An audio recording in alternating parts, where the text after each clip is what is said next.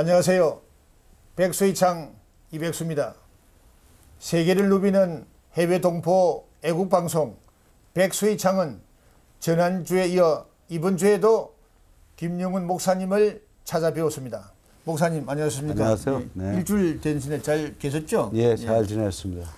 지난주에 말씀드린 바와 마찬가지로 김용훈 목사님께서는 미국 의회 안보협의회 한국 디렉tor, 한국적 한반도 책임자로 계십니다.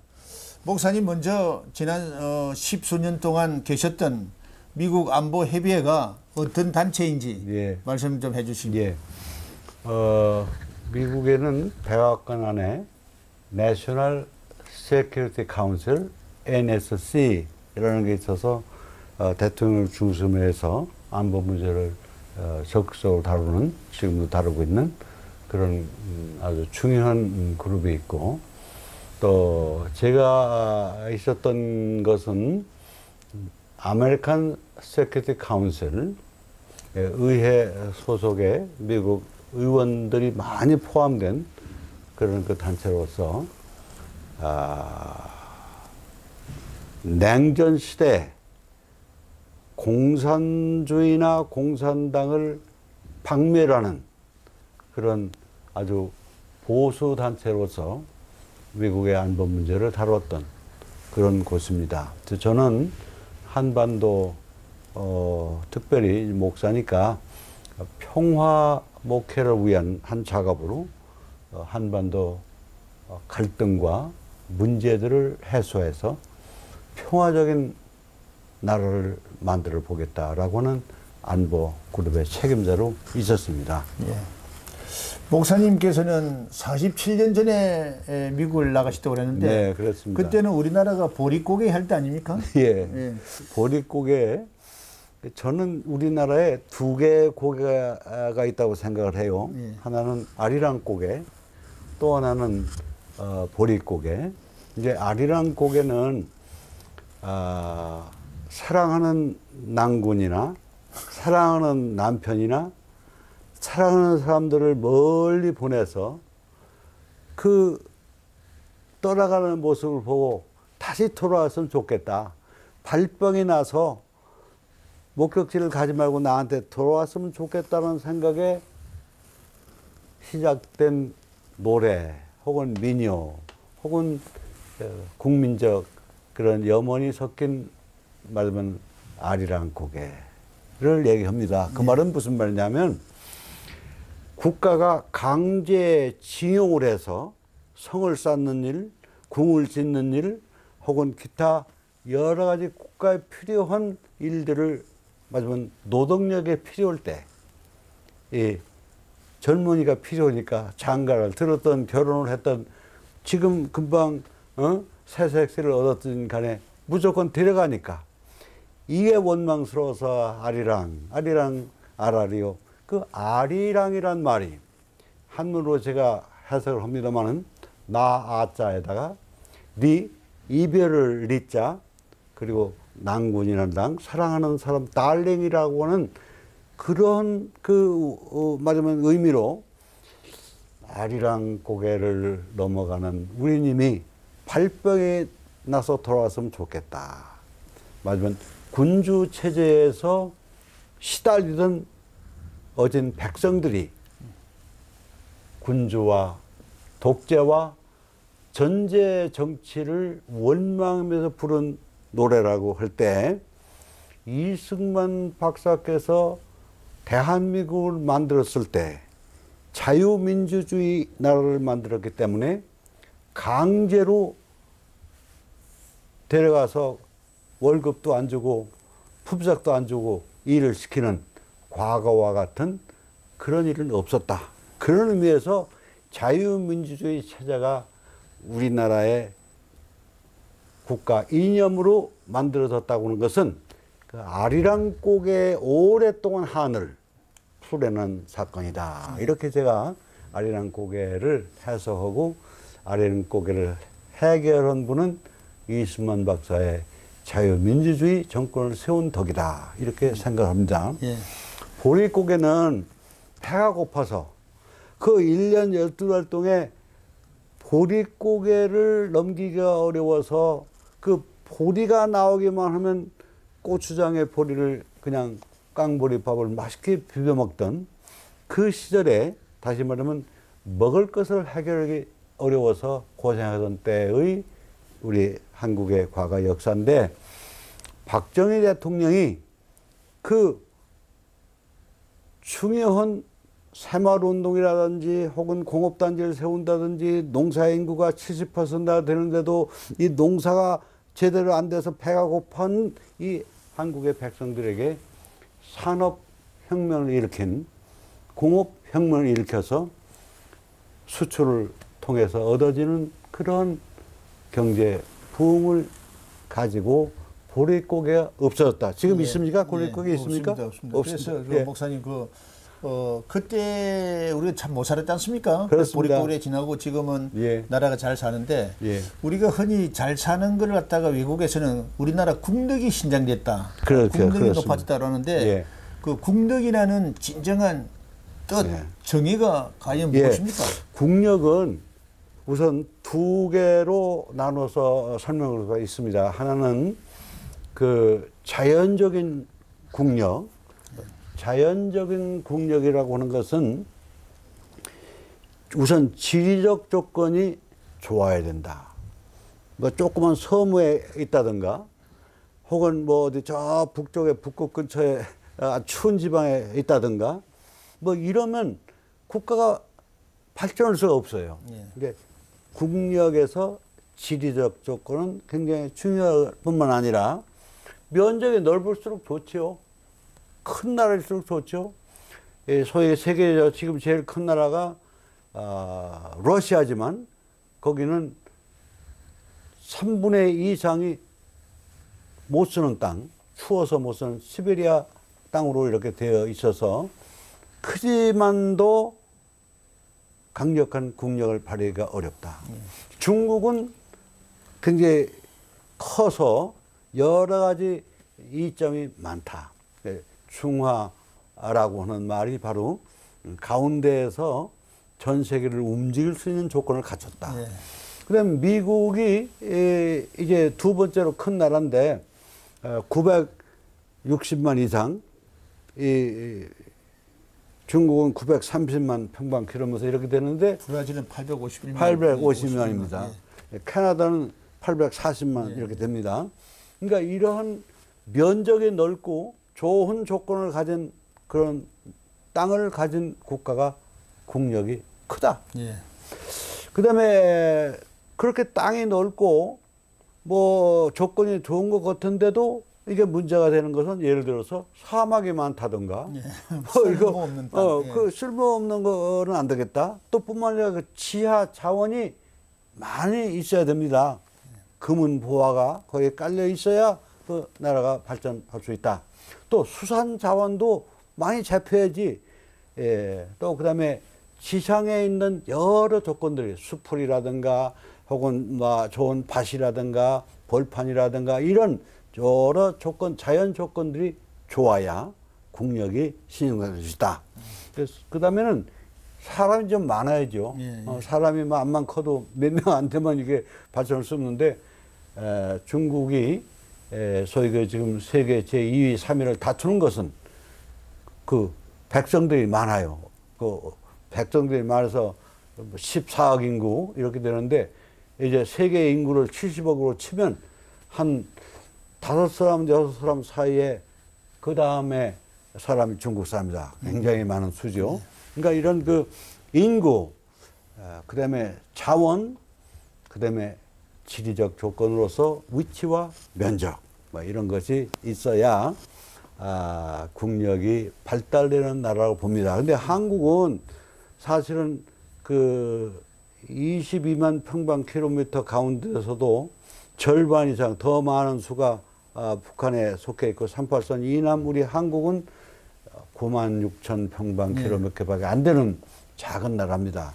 이제 그것을 메꿀 수 있는 또 국력의 조건은 소위 사회적 조건입니다. 그 사회적 조건이라는 것은 우선 그 경제 조건, 경제력이 풍부해야 된다. 우리가 지금 아마 GNP per capita라고 하는 소위 각 가정이 1년에 평균 벌어들이는 게 돈이 얼마냐. 그 GNP per capita라고 그러는데 우리 한국은 지금 29,000불이라고 그럽니다. 세계 제일 높은 곳은 룩셈부르크 혹은 쿠웨이트.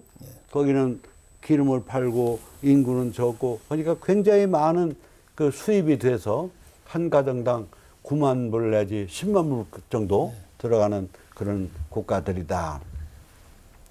근데 우리 한국이 지금 29,000불 약 3만 불이 되는데 비해서 여러분도 잘 아시다시피 북한은 지금 1,800불 뭐 2,000불도 채 안 되는 그런 엄청난 차이가 나고 있다. 이제 우리가 그렇게 볼 수 있어서 경제력, 그 다음에는 정치력이 발달되어 있어야죠. 정치력이 맨날 싸움이나 하고 분열이나 하고 이념의 갈등을 겪고 국민들이 분열되고 이거는 국력에서 가장 깊이 해야 될 문제인데 오늘 우리 한국이 이런 이념의 갈등이라든가 정치력이 큰 힘을 발휘하기 어려운 상태가 아닌가 이런 생각이 되고 세 번째는 디플로맷 파워 다시 말하면 외교력이 있어야 됩니다.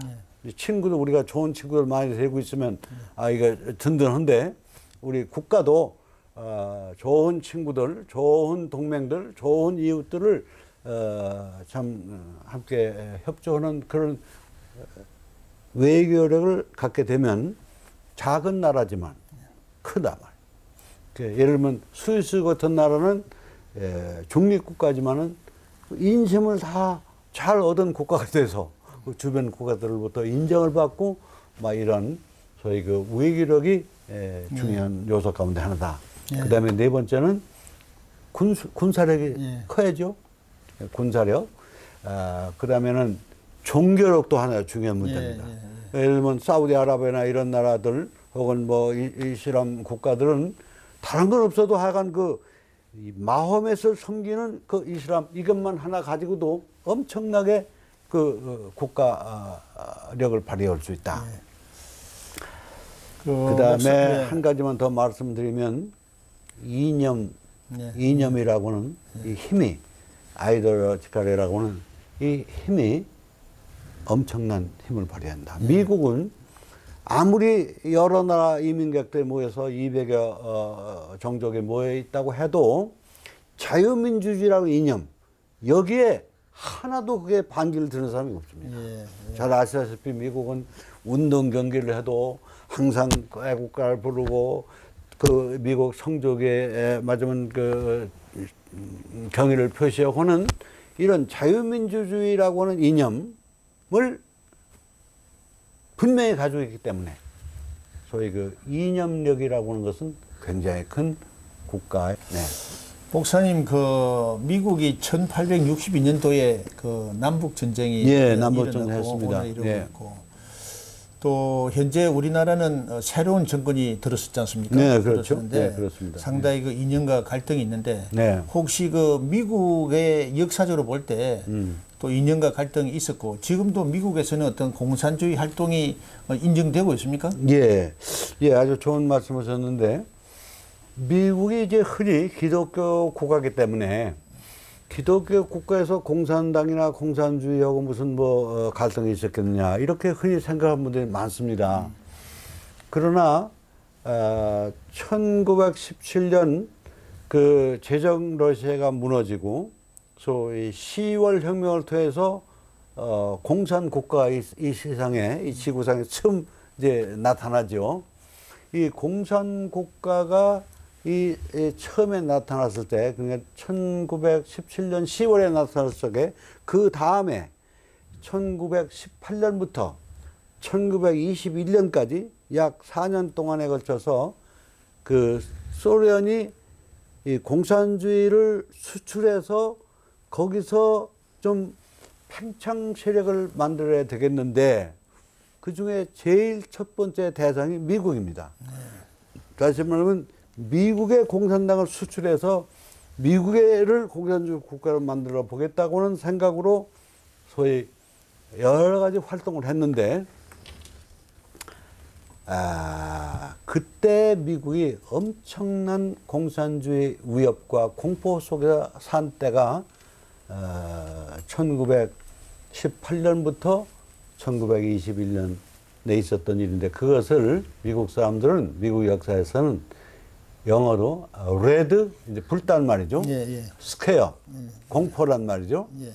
그러니까 적색 공포라. 우리 한국말로 치면 공산주의에 대한 공포라 그런 말이지만 레드란 말을 그대로 서린다고 하면 그 공산주의를 흔히 우리는 빨갱이라 할 때 빨갱이 공포증이라 이런 것이 있었고 또 그 후에 이런 공산주의를 일망타진하는 이런 그 미국 그 정부 차원에서 일을 했는데 그 후에도 이 적색 공포증이 이제 크게 났는데 그게 해방되고 우리는 해방이지만은 소위 2차 세계대전이 끝난 다음에 그 러시아가 마지막 소비에트 연맹이 다시 한번 미국을 공산화해야 되겠다. 그래서 이제 미국을 공천화하는 작업으로 맨 먼저 착수한 것이 헐리우드. LA 근처에 있는 헐리우드가 약 6만 7천 명에 달하는 소위 그 영화, 연극, 기타 연예 활동을 하는 그런 무대인데 그 선전선동하는 데 있어서는 영화나 극이나 드라마가 제일 우선 좋다. 한마디로 말하면 시청각 교육 체류로서 그냥 말로 선전하는 것보다는 그 영화를 보여주고 그 영화 속에 나타나는 스토리, 드라마 속에 나타나는 스토리를 통해서 공산주의에 과연 좋다고 하는 것을 선전하기 위해서 가장 중요한 세계적 선전 무대로 볼 수 있는 헐리우드에 집중 공략을 합니다. 그때 그 배우들, 남녀 배우들의 조합장으로 있었던 그 당시의 배우인 레간이 도널드 레간이 배우 조합장으로 있으면서 그 배우들 가운데 공산주의 활동하는 사람들이 있었고 문제가 돼서 그 조합장의 입장에서 미국 의회가 조사하는 그러한 그 청문회에 나가서 마지막 그 청문을 당한 적이 있었습니다. 그때 레간은 아니 내 밑에 우리 회원 가운데 그 공산당이 있는 줄 몰랐다. 있다고 하면 이거 단호히 처분하겠다. 사상의 자유가 있지만 우리나라의 안보를 위험케 하는 이 이념으로서 공산주의자들은 용납할 수가 없어서 내가 여기 나와서 증언하고 앞으로 공산주의에 대한 주의를 하겠다. 그렇게 해서 사실은 그 여러분 잘 아시는 것처럼 레간 대통령은 그 조합장을 하면서 공산주의 연구를 했고 공산주의를 가르치는 스탠포드 대학 같은 좋은 대학에 가서 직접 공산주의를 배웁니다.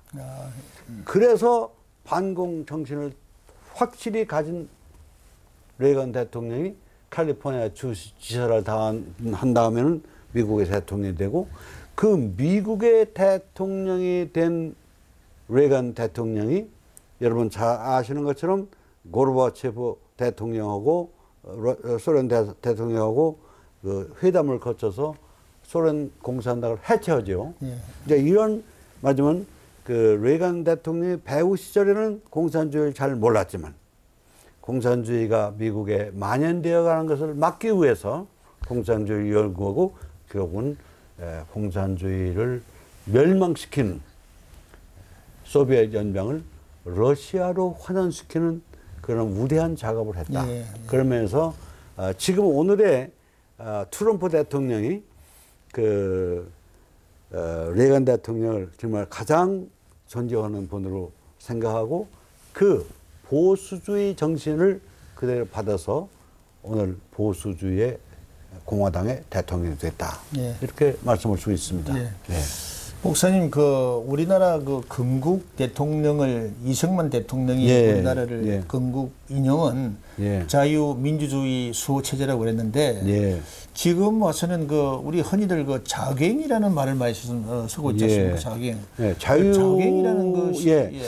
자유민주주의 체제를 부인하는 다시 말하면 공산주의자들을 우리는 좌경된 사람들이라 이제 원래는 이 공산주의 좌익이라든가 좌경이라든가 혹은 무슨 뭐 좌파라든가 우리는 여기 이제 어떤 좀 심하게 말하는 분들은 좌익 빨강이라 그래 좌빨이라고 그렇게 얘기하는 들었습니다만 이 한반도에서의 좌경화라고 하는 것은 공산주의 이념에 동조하는 사람들이라.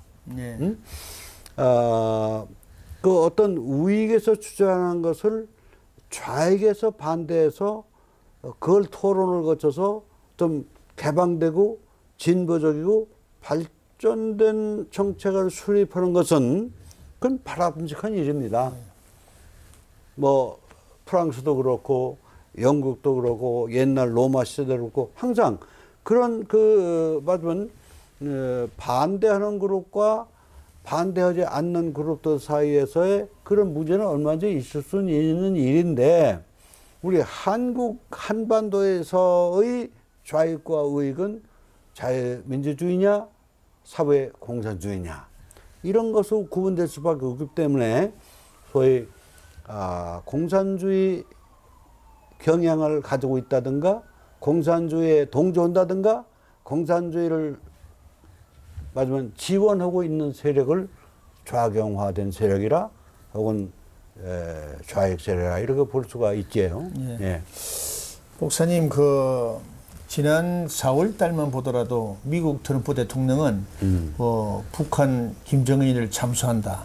또는 이제 그 북한을 갖다가 폭격한다라는 여러 가지 일련의 말들이 우리 국내에서 많이 떠돌았고 또 해외 동포 사이에서도 그런 말을 많이 만연된 상태인데 근간에 와서는 그 트럼프 대통령이 김정은을 뭐 만나겠다라는 그런 그 평화주의적인 발언을 했는데 혹시 미국 정책이 트럼프 정책이 한반도에 정권이 바퀴몰에 내 가지고 미국 정책이 변경되는 거라든가 그런 건 예, 있습니까? 지금 그 아주 좀 중요한 말씀을 이제 하셨는데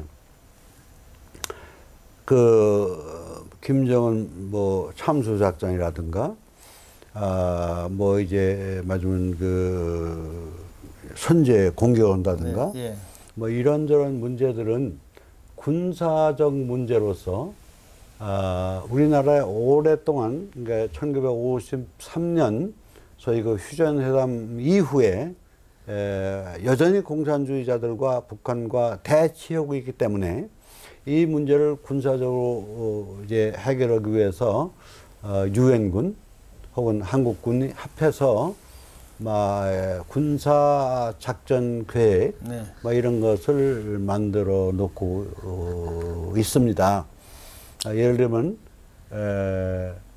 우리가 흔히 말하기를 작전계획 5026, 작전계획 5027, 작전계획 5028, 작전계획 5029, 작전계획 5030 이런 작전계획의 개념들은 한반도에서 해야 할 군사 작전계획의 하나의 코드로 그런 계획들이 있습니다.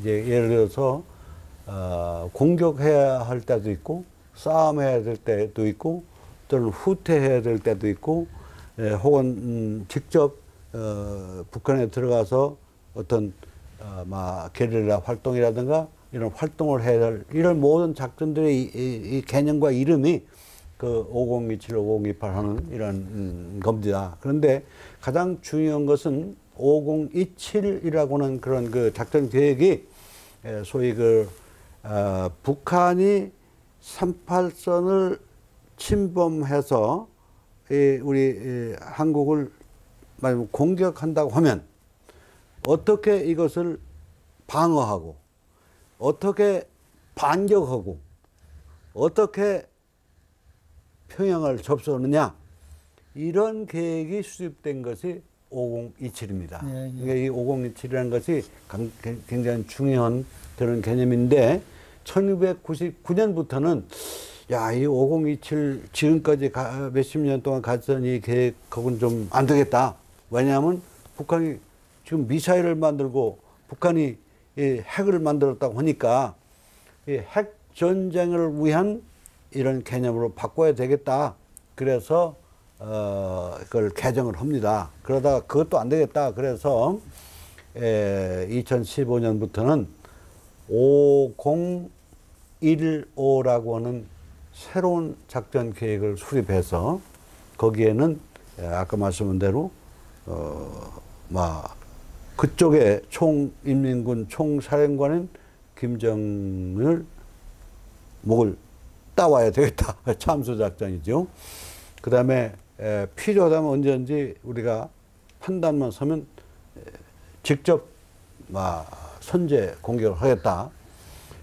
북한이 가지고 있는 무기 가운데 여기에 미군들을 포함해서 약 20만에 달하는 외국 사람들이 있고 미국 사람들이 있고 미국 시민들이 있고 이렇게 된다면 미국 본토에서 침략을 당한 거랑 마찬가지로 간주해서 이 선제 공격을 해서 도무지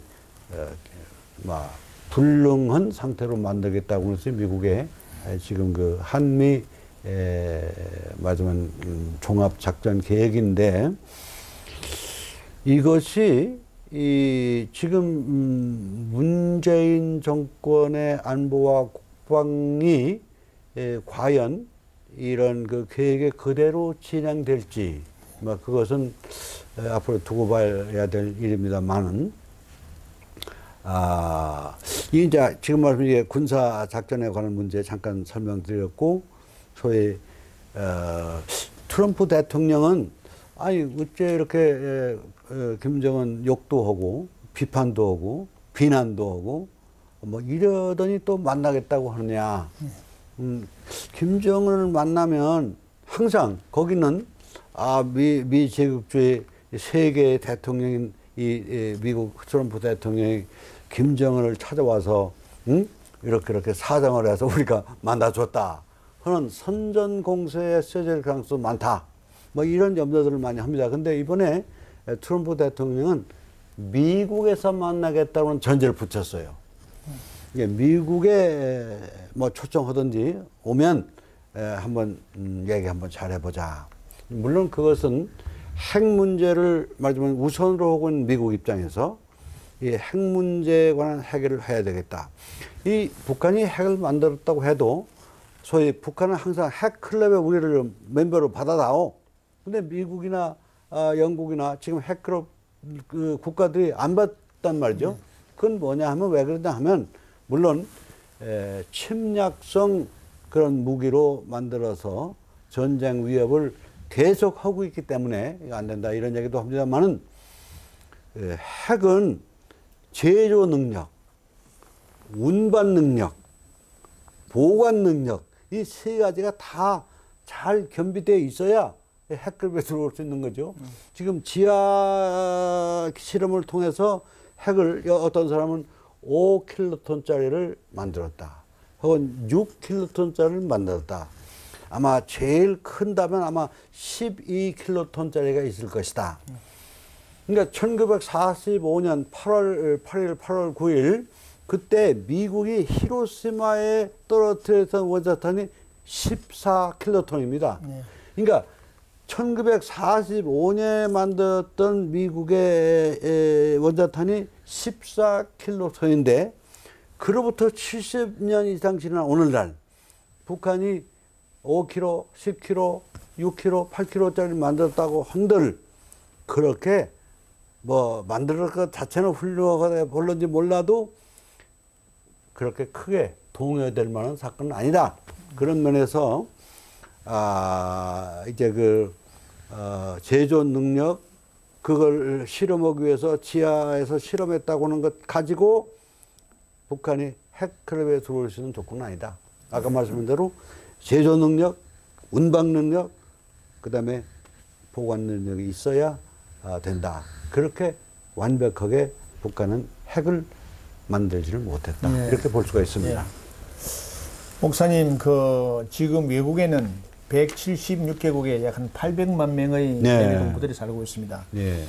그리고 지난 19대 대통령 선거 때도 참정권을 가진 자유동포들이 77%라고 아주 경이적인 숫자로 참정권을 행사했습니다. 네. 앞으로 외국에서는 점점 교포들이 늘어날 것이고 또 2세, 3세, 4세까지 늘어날 텐데 해외 교포들이 어떤 자세로 조국에 대한 애국을 해야 되는지, 조국과는 어떻게 가져야 되는지 말씀해 주십시오. 지금 이제 아까 말씀한 대로 한 800만 명에 달하는 우리 교포들이 세계 많은 국가에다 퍼져 살고 있습니다. 이제 우리 흔히 말하는 디아스포라 이렇게 살고 있는데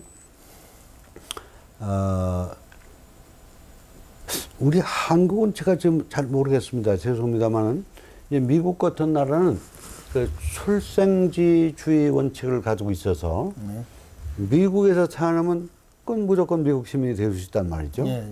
그러니까 벌써 우리가 2세, 3세 거기 미국에서 이제 교포들이 됐는데 거기에 이런 시민권을 맞으면 획득하는 그런 한국 동포들이 자꾸 많아지니까 그러니까 실제로 우리 참정권을 가진 다른 투표권을 갖는 교포들은 자꾸 노인들은 이제 사라지니까 이제 자꾸 줄어들죠. 그래서 이번에도 한 800만 교포들 가운데 실제 등록을 하고 투표를 한 사람들은 약 22만 명.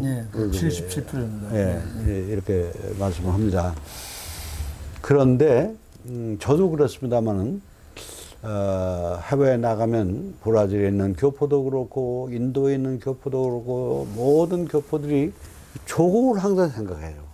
조국에 대한 향수, 조국 흔해 빠진 말로 김치도 먹고 싶고 된장찌개도 먹고 싶고 고향도 가고 싶고 그런 그 조국에 대한 생각이 더 깊어집니다. 조국에 대한 사랑이 더욱 여기 한국에 있는 분보다는 더 많다.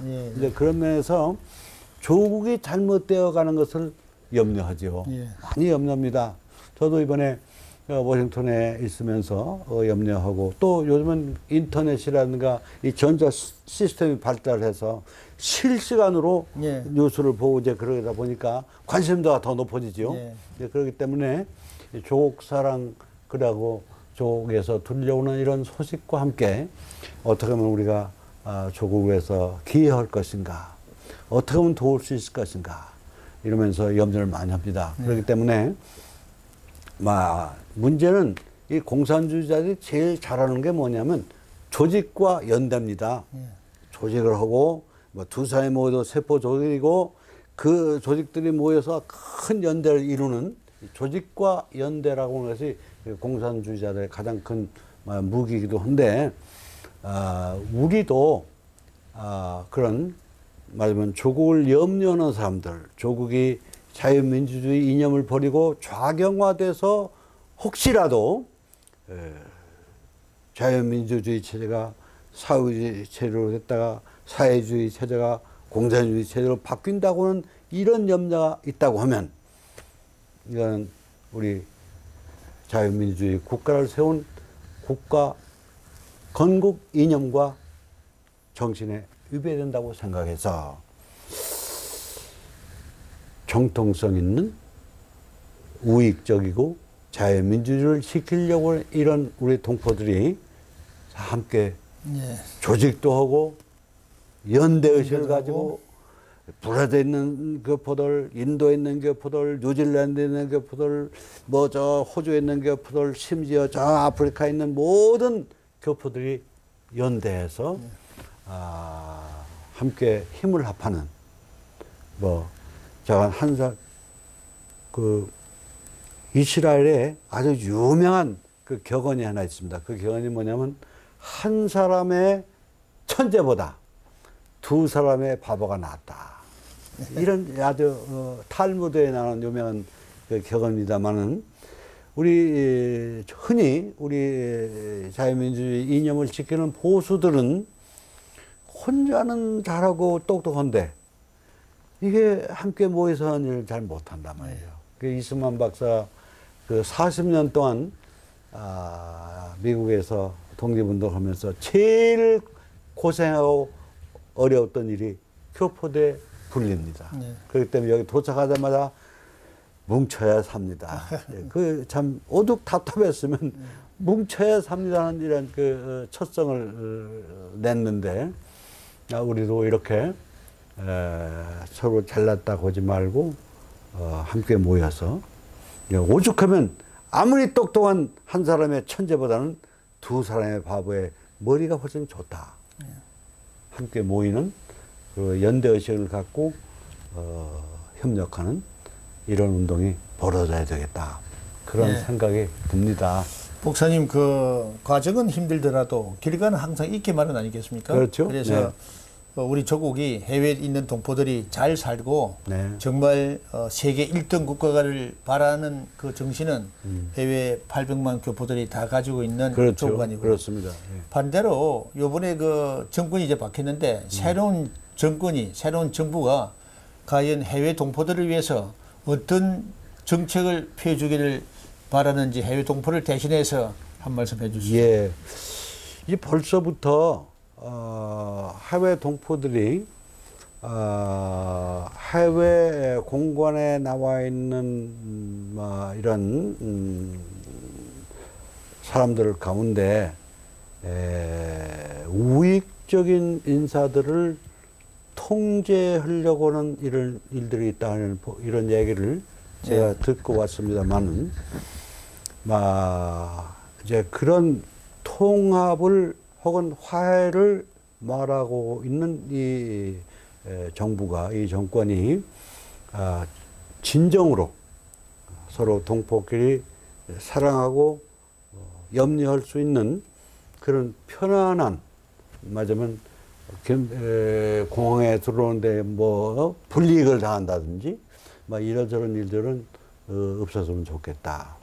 문자 그대로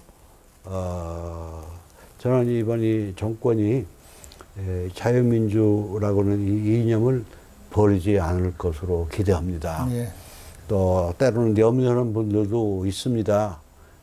거기에 지금 들어있는 여러 중요한 인사들 가운데 과거에 주사파에 있었다든지 혹은 전대합에 뭘 했다든지 그래서 그런 사람들이 거기 있으면 안 되겠는데 이렇게 아주 염려하는 사람들이 있습니다.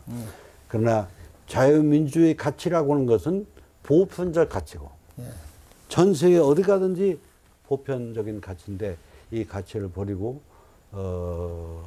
포기할 수밖에 없는 공산주의 이념을 받아들인다든가 그런 방향에서 정책을 수립하는 건 없기를 바라고 또 있을 수도 없는 일이다. 그런 의미에서 자유민주주의 또 특별히 미국과 혈맹 관계를 맺었다고 하면 미국의 자유민주주의 이념에 배치되는 그런 활동이나 정책이나 그런 일들은 안 했으면 좋겠다. 이런 생각을 갖습니다. 목사님 감사합니다. 감사하시고 김영훈 목사님께서는 두 차례에 걸쳐 백수이창에 나오셨습니다. 감사를 드리면서 혹시 다시 미국을 출발하시기 전에 기회가 되신다면은 다시 한 번 더 모시고 싶습니다. 목사님 오늘 긴 시간 대단히 감사합니다. 감사합니다. 수고하셨습니다. 이상 조국 대한민국에서 백수이창 이백수입니다.